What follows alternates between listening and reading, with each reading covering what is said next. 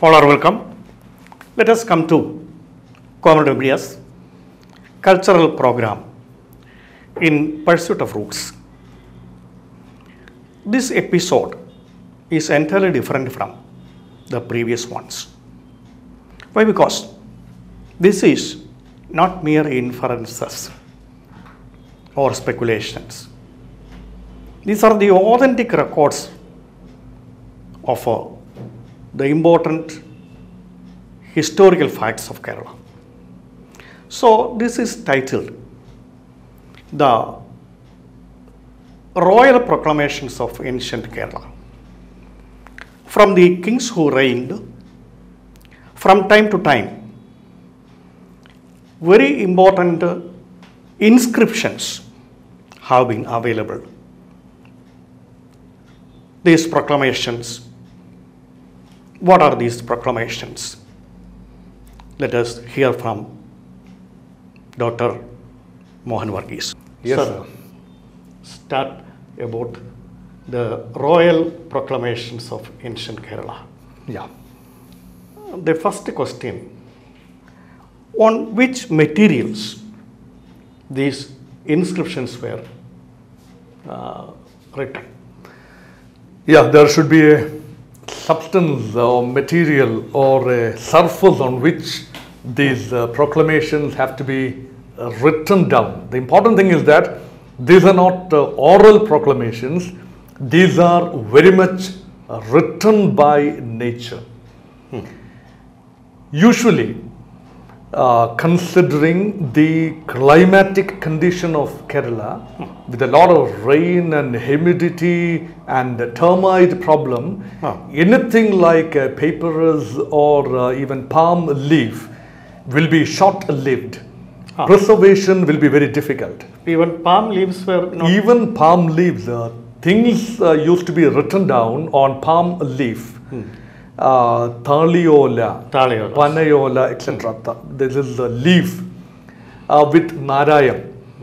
There are documents, proclamations of lesser degree written on Thaliola, but major proclamations are invariably written on the copper plate. Copper plates. Chemp ola. It is the chemp is copper plate.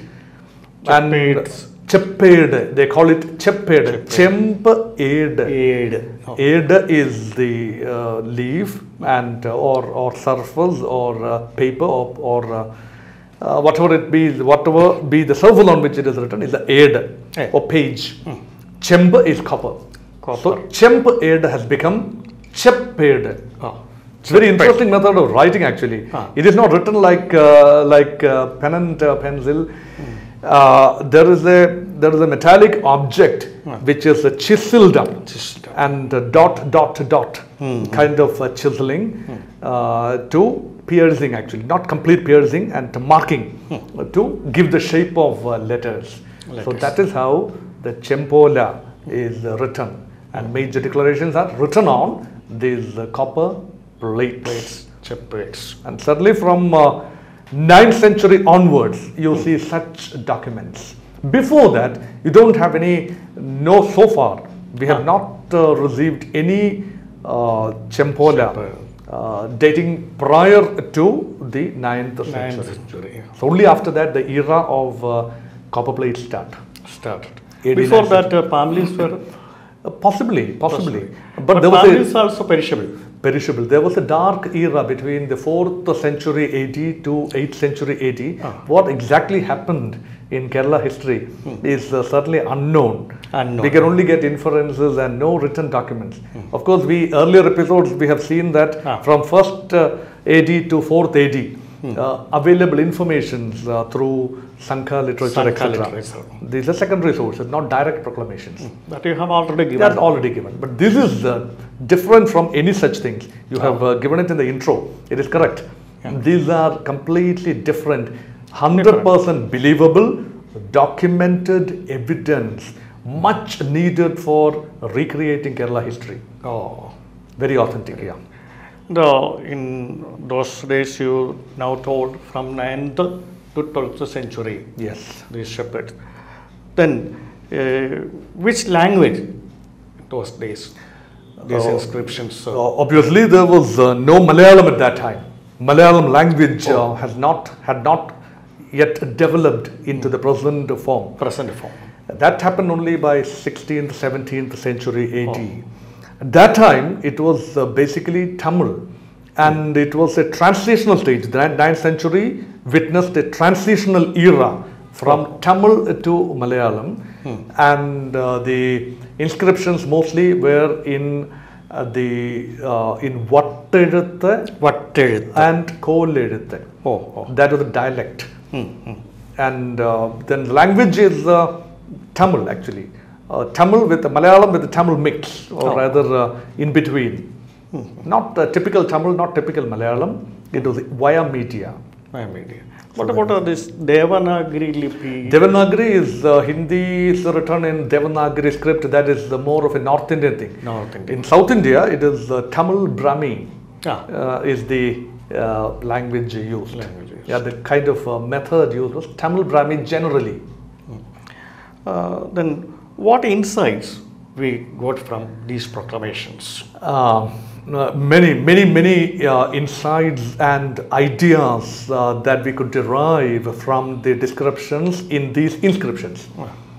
One is about the kind of royal authority and the legal system in existence those days. Another thing is about the life of people, especially around the temples and churches and religio-cultural life. And most importantly, about the transactions, the trade and commerce in general and taxation in particular. How the commodities are taxed, who would be collecting taxes, and also the privileges enjoyed by different segments of the population. Now, who are the issuers and who are the recipients of these proclamations? Proclamations need to be issued by a certain designated authority, and that almost invariably happened to be the Maharaja, the king. The Chera king was called Kulashekaran or Kulashekara Perumal. Perumal, the Chera Perumal made a major proclamation in the Chera kingdom. Of course, the Pandyas and Chola kingdoms also made the proclamations by the Pandyan and Cholan, by the royal authority.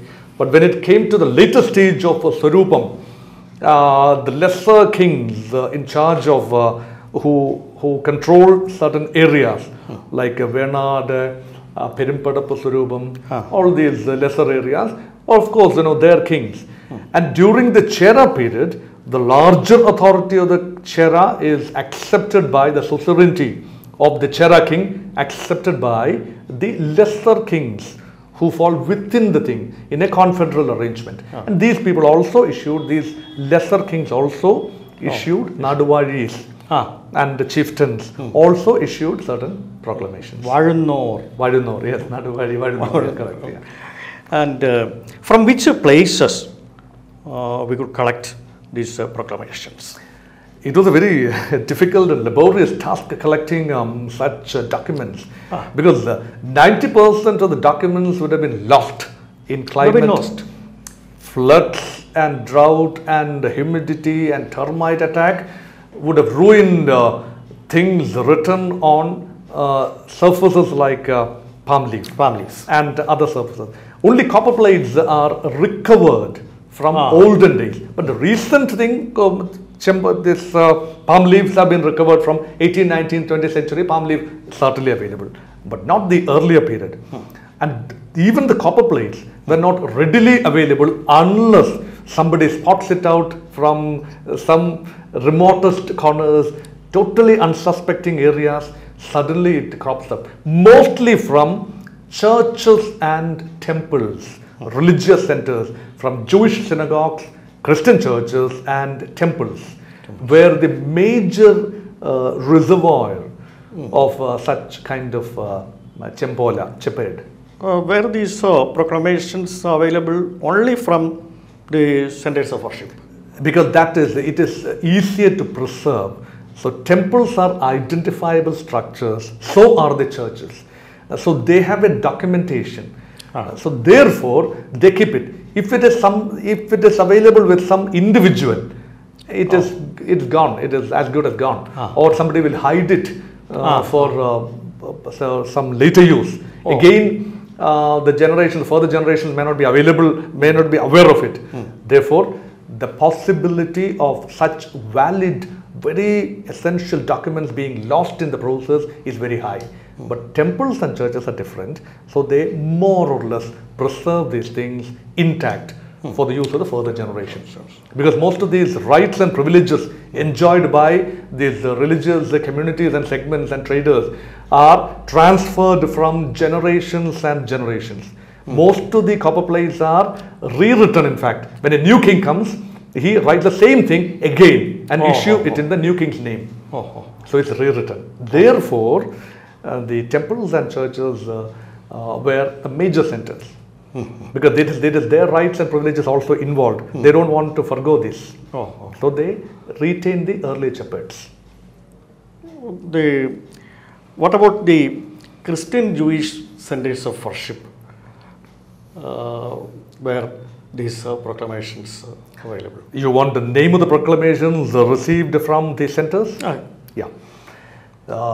Certainly Jewish and Christian. There was a Jewish presence in Kerala right from the AD 1st century or even in BC. The Jewish presence was there, and most of the Jewish communities were concentrated on certain centers in the ports and all that.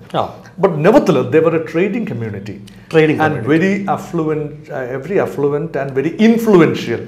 So they controlled the foreign trade. Therefore, it is natural that some copper plates were unearthed from some synagogue. Yeah, that is there. And also from churches, from Christians were also trading community. They were closely in association with the Jewish community. Internal trade dominated by the Christian, and external trade were the mainstay of the Jewish community. So these two communities certainly collaborated with one another. And the earliest one happens to be the Tarishapalli Chepped. Tarishapalli is a Christian church in Kollam. Yeah. Kollam is Tarishapalli is Kollam, the present day Kollam. Earlier it was called Kurekeni Kollam. Tarishapalli Chepped is dated back to AD 849. And there were two different sets of copper plates from Church Tarishapalli, and that is the first, that provides the first authentic information about the kind of life that prevailed at that time in Kerala in 9th century and onwards. So being the first ever document which gives a shape of things to come also, I do not intend to explain further on Tarishapalli, and one would like to allot an entire episode exclusively on Tarishapalli. Therefore, I refrain consciously, deliberately, I refrain from mentioning anything more on Tarishapalli. Keeping it aside. I am keeping it aside, assuming that the next episode we can give focus on Tarishapalli per se. Okay, good. So next episode will certainly be on Tarishapalli. So the second major Christian Jewish thing is a Jewish one. Jewish copper plate, that is called Jewish copper plate, dating back to the year 1000 AD. It's a very easy to remember here. 1000 AD. That is given by the Chera king, Bhaskara Ravivarma I, to a Jewish trader, Joseph Rabban. Joseph Rabban is a Jewish leader come trader who controlled the external trade. The Chera kingdoms, Kulashekara's external trade was actually controlled by the Jews. And their leader, Joseph Rabban, was given a title called Anchuvannam. It's a title It's a trade, it's a guild. It's a What does it mean? Anchu Vannam. Anchuvannam can The mean a lot etymology of... of that. Here one, nobody knows for certain, beyond the fact that it's a trade guild of the Jews, nothing much is known from the recordical evidence. Here we have to resort to inferences. Some argue, a group of scholars argue that it was the Chatur Varnya had just started. 4 Varnas. Brahmin, Kshatriya, Vaishya, Shudra. They are colors or they are Varnas. They are caste. The caste. Jews belong to yet another group. They don't classify themselves within the parameters of the Chatur Varnya. It's the 5th Varna. The Varna has become Varna. It has become shrunk into one Varna. Anchuvannam, the 5th caste.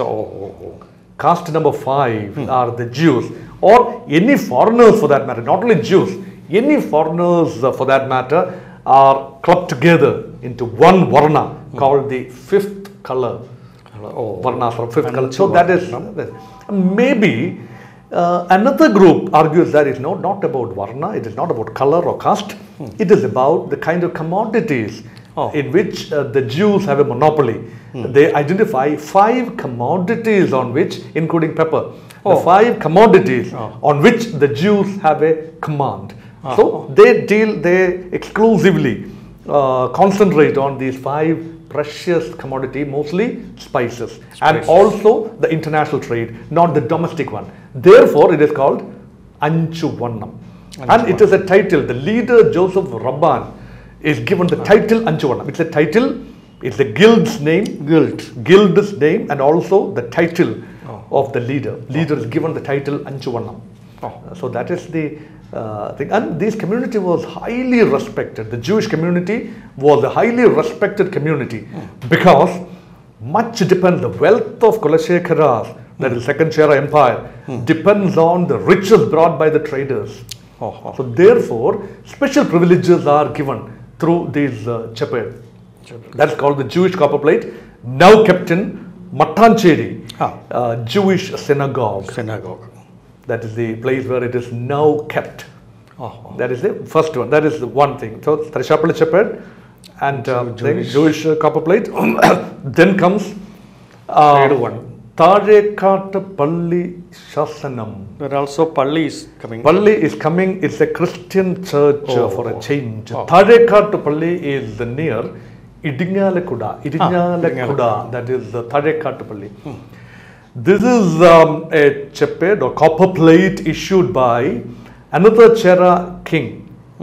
This time to Rajasimhan, another Chera king, in the year 1020.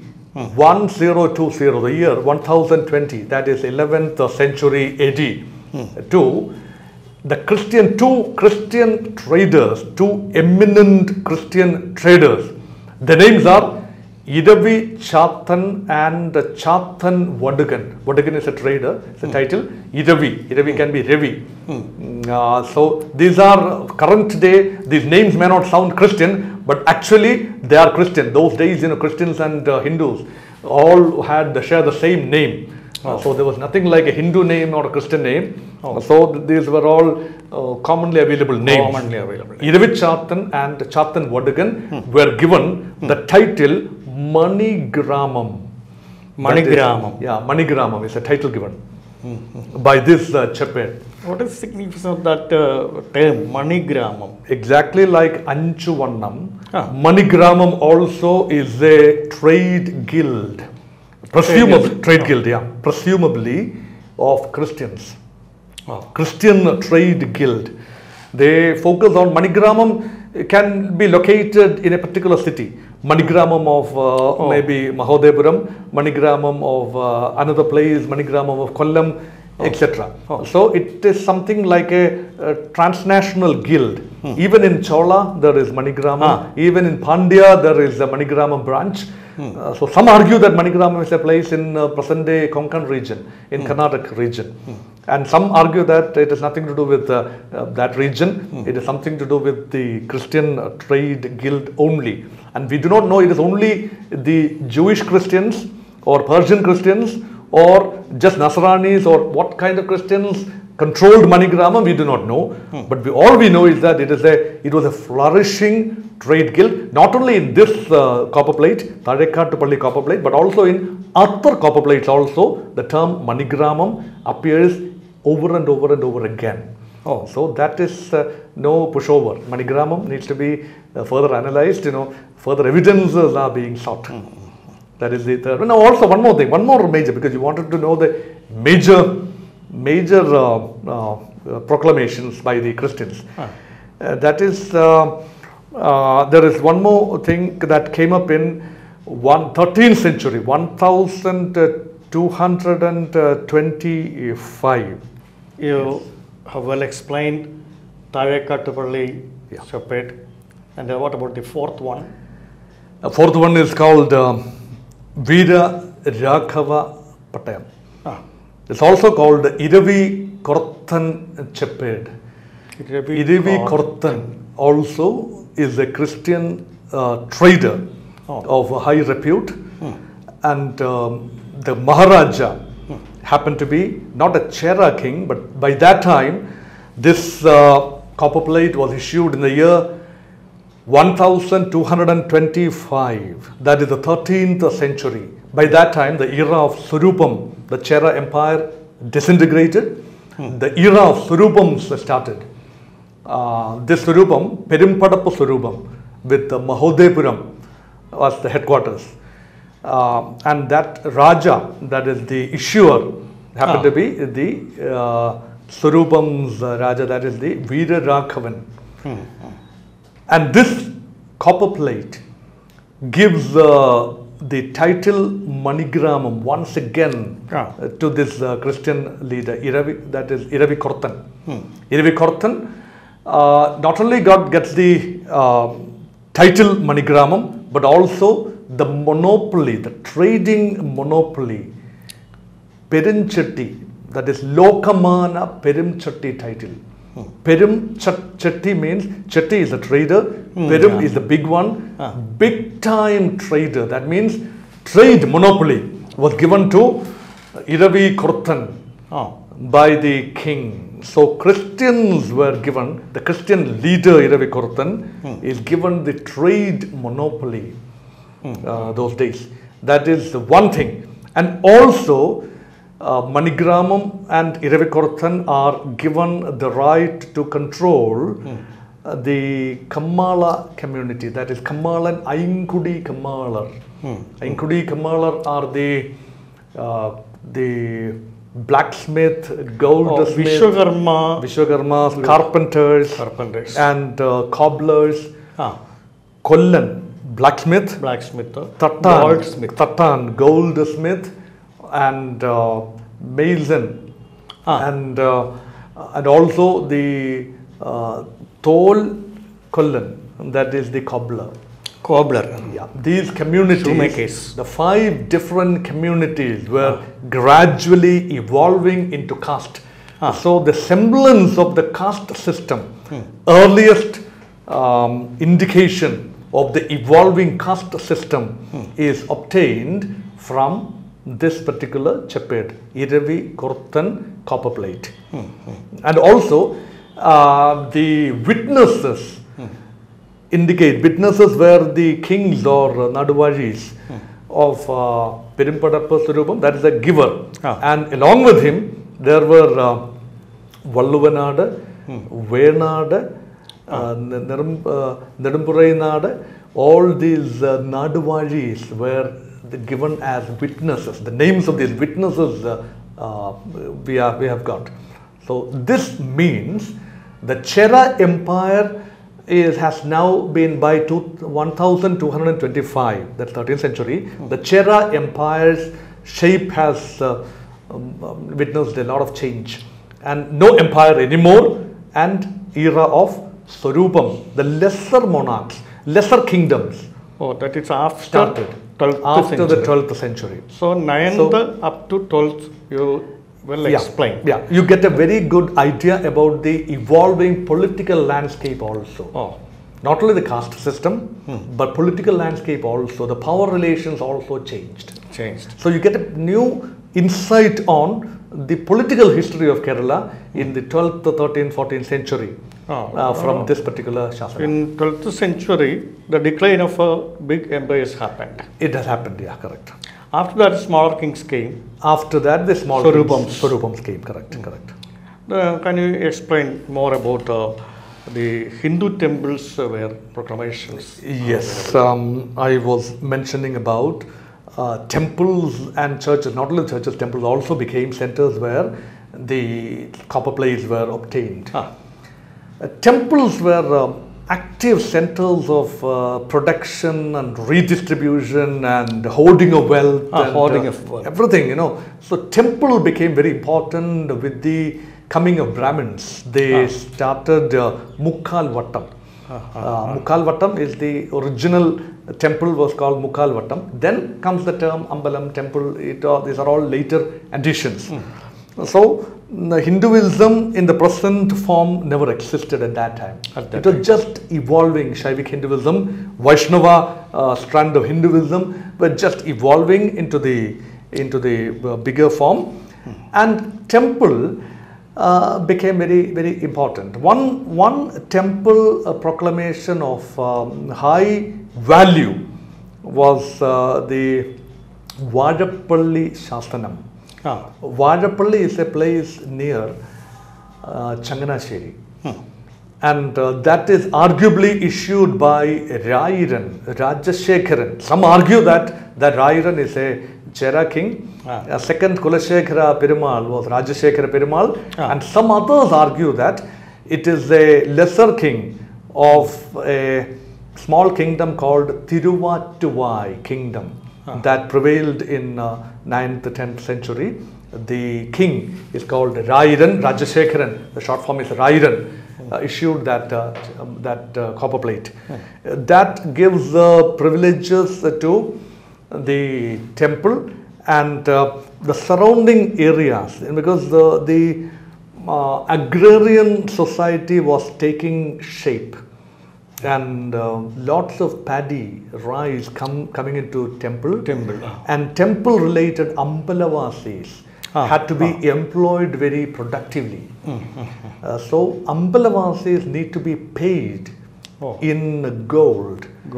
In Karanch, small quantity is called Karanch. And this gold is to be brought by Nasranis, that is the Christians. Again, the Christian traders come into the picture. So the Christian traders brought the gold and they made the payment, and in return they got certain rights to appropriate the wealth of the region and the right to collect certain taxes, etc., with the Christians got. So you get an inference about communal amity and tax collection, and the Christian traders and the Hindu temples all got a beautiful admixture of cultural amity that prevailed in the 9th century. You get to think, and that is dating back to the year 832 is the year, that is 9th century. It's one of the earliest documents that is available. Of course, Tarashapalli Shepherd is considered to be the oldest, that is 849, but this is even predated 832. But you know, it was unearthed. That authenticity is not suspect, but is yet to be completely deciphered. That's why we still attach Tarashapalli Shepherd as the oldest credible document. But still, this document cannot be underestimated. It gives a solid inference about the thing. And that is one thing. Then there are two shepherds, the two copper plates issued by I kings. I kingdom prevailed. The second great I period started in the 8th century. I Karunandadakan is an I king who gave a copper plate for setting up a Brahmin educational center called Shala, Parthivapuram Shala. So this is called Parthivapuram Shepherd. That was issued in the 9th century. Parthivapuram, 866 is the year. Parthivapuram Shepherd. So Parthivapuram Chala is an educational center where Brahmin boys, 95 Brahmin youngsters were given 95. special training in various forms of knowledge. Knowledges. And that is there, and their accommodation arrangement shown in the thing, and their food requirements and the disciplinary rules were all shown in Parthivapuram Chepped. And how they are taught. They are taught by that Brahmin priests, Brahmin scholars, Chattans, and Pattan. Chattan is the learner, Pattan is the teacher. Teacher. Brahmin teachers, and the Chattan is the Brahmin student. Students. Yet another copper plate issued by the next I king. That is, I is at the headquarters of Vidinyam. Okay, that is I king is this is Karanandar 8. See, there's a Palyam Shasanam. The next one is the Palyam Shasanam issued by I king Vikramaditya Varagunan. That is the Palyam Chepped. Issued roughly about that 9th century, towards the later period of the 9th century. That is the Palyam Shasanam. And that Shasanam clearly indicates a donation of land, donating of land to a Buddhist abode or Buddhist place of worship called Srimulapadam. So Srimulapadam Buddhist temple is given land by Vikramaditya Varagunan, the I king. So, and also you get an inference about from the same Chepped, from the same copper plate, one gets the inference that there was a Chola attack which was imminent. Parantaka Chola was about to attack the I kingdom and also the Pandya kingdom, with which I kingdom was lying very close. So Parantaka Cholan's foreign attack, the Chola attack, was imminent, and this king Vikramaditya Varagunan was seeking support of the Chera king through this Chepped. As a gesture of goodwill, this Chepped was issued. So this is the political significance of Palyam Shasanam. So these are all received from Hindu temples and thereabouts. Any more information after 12th century Swarupam's era? Yes. Period of Swarupam, there were so many Swarupams. They were also issuing, they were also doing it. After 12th century, the era of Swarupams started. After the 100 years war between Cheras and Cholas, the power structure changed. And the empire got disintegrated into smaller political units called Swarupam. And major kings of Swarupam, one major one was the Venad. That's not just a Swarupam, it was a major kingdom. And Venad king issued certain Cheppeds, the places of which I can mention, one from Suchinthiram in present day Tamil Nadu, and one is Sanskrit Chepped, it is called, another one, and Vellaini Chepped. So there are so many copper plates issued from time to time. Kandiyur is another copper plate, Kandiyur. These are all copper plates obtained from such and such places. In Venad kingdom, in the southern Kerala. And also Perimpadappa. Perimpadappa Swarupam is another Swarupam. In the central part of Kerala, present day Ernakulam Thrissur district was the Perimpadappa Swarupam. And Pahlavi Chepped is one Chepped issued in 1550. That is 16th century. That's so late a period. Again a copper plate in which the symbol of a cross is the shape of the Chepped. The copper plate arranged in the shape of a Christian cross. And so that is the Persian Christian influence is there in that Chepped. So special privileges are given by that also. These are all examples. I have just roughly given example. There are hundreds of Cheppeds which I have not mentioned. That doesn't mean that they are not important, but we have only listed a few important noteworthy copper plates. Very valuable information we got from Dr. Mohan Varughese. I already told these are the factual information, exact names of the kings, the date, month, even year of the proclamations. All important ones we got from this episode. I think this will be very useful for student community, apart from the general public, student community, the research scholars, those who prepare for competitive examinations, all kinds of competitive examinations. So, thank you, sir. Thank you. Thank you very much. So, he has offered to give detailed information of Tarisha Public Shepherd in the coming episode. Let us expect more from him. Thank you very much for listening to us.